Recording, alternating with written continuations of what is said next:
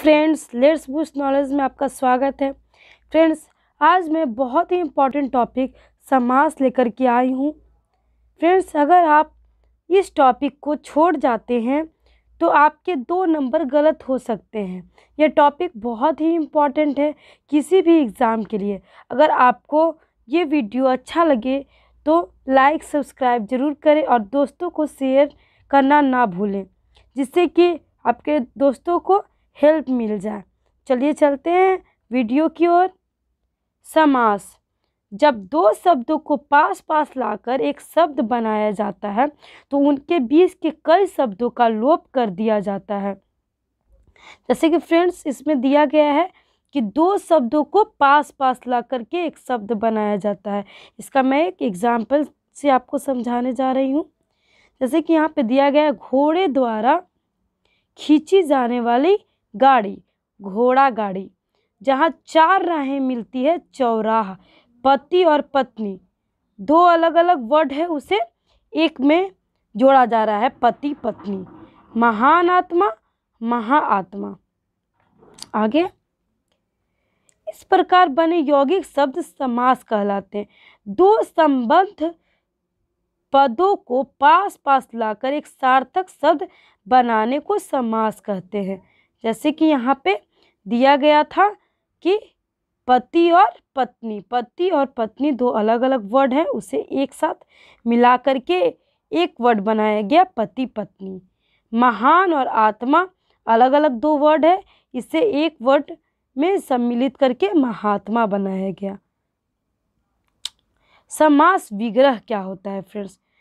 विग्रह का अर्थ ही होता है अलग करना। जुड़े हुए शब्दों को अलग करने की क्रिया को समास विग्रह कहते हैं। और समास में क्या था कि 2 अलग अलग वर्ड को एक में मिलाया जा रहा था, और यहाँ पे है कि एक वर्ड को 2 अलग अलग वर्ड में अलग किया जा रहा है। दोनों में यही डिफरेंस है फ्रेंड्स। इसका कुछ एग्जाम्पल है, जैसे कि देश निकाला, देश से निकाला जाना। चिड़ी मार, चिड़ियों को मारने वाला। भूख मरा, भूख से मरा हुआ। आराम कुर्सी, आराम के लिए कुर्सी। ये सब समास विग्रह है। समास के 6 भेद हैं फ्रेंड्स। अव्ययी भाव समास, तत्पुरुष समास, द्विगु समास, द्विंद समास, कर्मधारय समास और बहुब्रीहि समास। चलिए फ्रेंड्स, मैं एक एक करके आपको डिस्कस करने जा रही हूँ वीडियो में। अव्ययी भाव समास क्या होता है? अव्ययी भाव का अर्थ होता है अव्यय हो जाना। मतलब जिस समास का पहला पद प्रधान होता है और पूरा समस्त पद प्रायः क्रिया विशेषण होता है या अन्य अव्यय की तरह कार्य करता है, उसे अव्ययी भाव समास कहते हैं। अब इसके एग्जाम्पल चलते हैं। समस्त पद दिया हुआ यथासंभव, और इसका जो है समास विग्रह किया गया है जहाँ तक संभव हो। बेखटकी, बिना खटके। समस्त पद दिया हुआ है आजीवन, जिसे हम जीवन भर समास विग्रह में। समस्त पद दिया हुआ है आजीवन और समास विग्रह जीवन भर। हाथों हाथ, हाथ ही हाथ में। नेक्स्ट है तत्पुरुष समास, जहाँ पूर्व पद विशेषण होता है और विशेषण का कार्य करता है और उत्तर पद प्रधान होता है। फ्रेंड्स, यहाँ पे जानते हैं कि विशेषण क्या होता है। जो शब्द संज्ञा सर्वनाम की विशेषता बताता है उसे हम विशेषण कहते हैं। विशेषण भी एक इम्पॉर्टेंट टॉपिक है। तो यहाँ पे जहाँ पूर्व पद विशेषण का कार्य करता है और उत्तर पद प्रधान होता है, उसे तत्पुरुष समास कहते हैं। इसका एग्जाम्पल देखते हैं कि समस्त पद दिया हुआ है शरणागत और समास विग्रह किया गया है शरण में आया हुआ। देशभक्ति को देश के लिए भक्ति, धर्म विमुख को धर्म से विमुख। सब समस्त पद दिया गया है गगनचुंबी, गगन को चुमने वाला। राजसभा, राज की सभा। आप बीती, अपने पर बीती हुई। ये सब एक समस्त पद है और इसका समास का विग्रह किया गया है। मतलब कि एक 2 वर्ड को मिलाकर के एक वर्ड बनाया गया और यहाँ पे 2 वर्ड को अलग अलग तरह से विग्रह किया गया है, मतलब अलग किया गया है। थर्ड है द्विगु समास।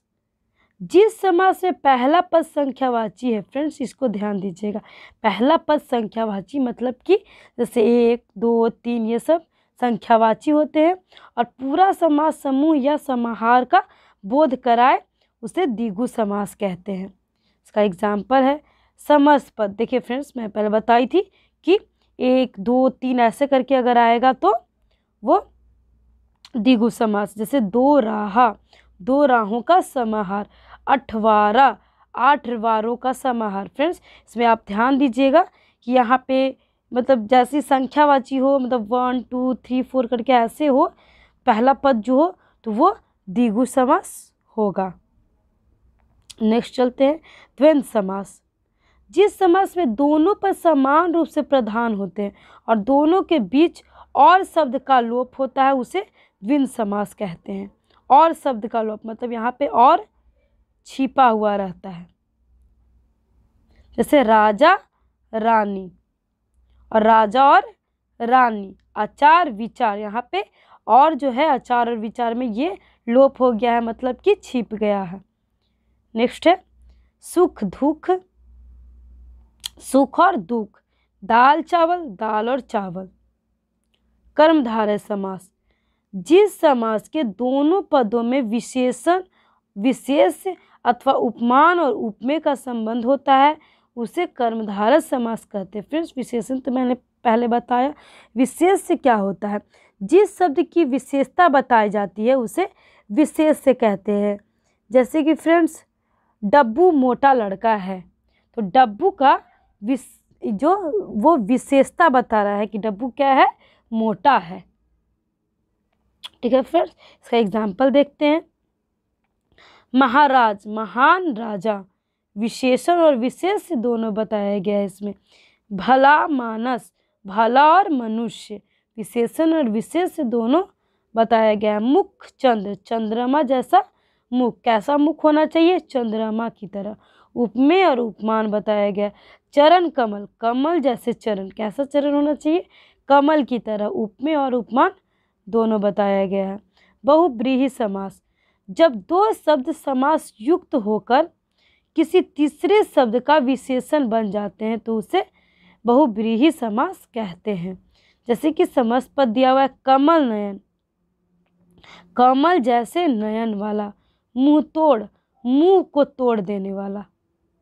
समस्त पद दिया हुआ है पीताम्बर, पीले अंबर मतलब कि कपड़े वाला। जैसे कि पीले अंबर को कपड़े भी कहते हैं, अंबर को कपड़ा भी कहते हैं। शांतचित मतलब शांत चित वाला। फ्रेंड्स ये कुछ क्वेश्चंस है जो आज मैं डिस्कस कर रही हूँ। इससे आपको एक रिवीजन के तौर पे भी हो जाएगा और आपको समझ में भी आ जाएगा कि किस तरह का क्वेश्चन आपके एग्ज़ाम में पूछे जाएंगे। फ्रेंड्स पहला क्वेश्चन मैं पढ़ने जा रही हूँ। समास शब्द का अर्थ है। ऑप्शन ए संक्षेप, बी व्यास, सी टिप्पणी और डी सार। और इसका सही आंसर है ऑप्शन ए संक्षेप। समास शब्द का अर्थ होता है संक्षेप। जैसे कि मैं बताई थी कि दो शब्द जो मतलब कि दो शब्द जो अलग अलग थे उन्हें एक में ले आया, ठीक है, एक शब्द बनाया, दो अलग अलग शब्द को एक शब्द बनाया, तो ये संक्षेप का कार्य किया। निम्नलिखित में शब्दों में से द्वंद्व समास किस शब्द में है? पाप पुण्य, धड़ाधड़, कला प्रवीण और त्रिभुवन। और इसका सही आंसर है फ्रेंड्स, इसका सही आंसर है पाप पुण्य। नेक्स्ट है निम्नलिखित में से बताइए कि द्विगु समास किस पद में है? पंचवटी, वनगमन, आजन्म और संदर्भ। और इसका सही आंसर है पंचवटी। अव्ययी भाव समास का एक उदाहरण यथाशक्ति का सही विग्रह क्या होगा? जैसी शक्ति, जितनी शक्ति, शक्ति के अनुसार, यथा जो शक्ति। और इसका सही आंसर है ऑप्शन सी शक्ति के अनुसार। पाठशाला में कौन सा समास है? ऑप्शन ए तत्पुरुष, बी कर्मधारय, सी बहुब्रीहि और डी द्विगु समास। और इसका सही आंसर है ऑप्शन ए तत्पुरुष समास। राजपुत्र में कौन सा समास है?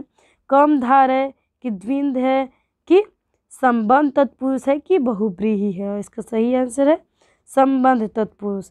नीलकमल में कौन सा समास है?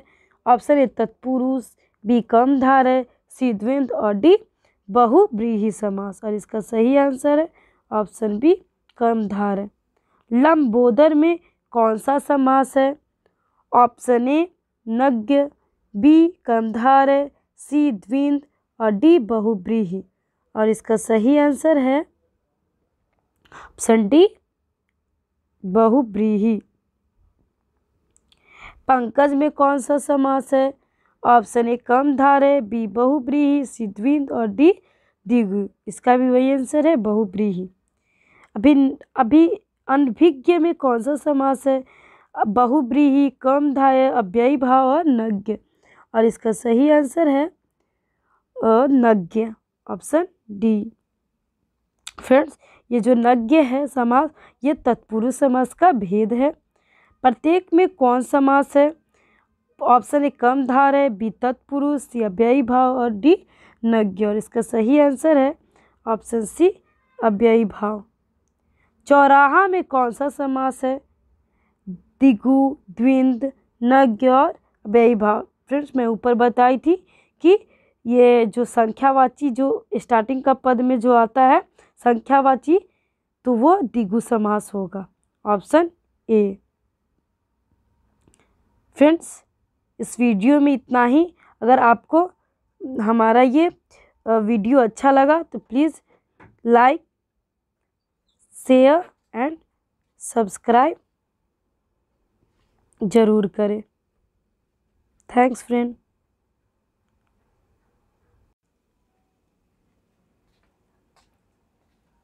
देखो कोई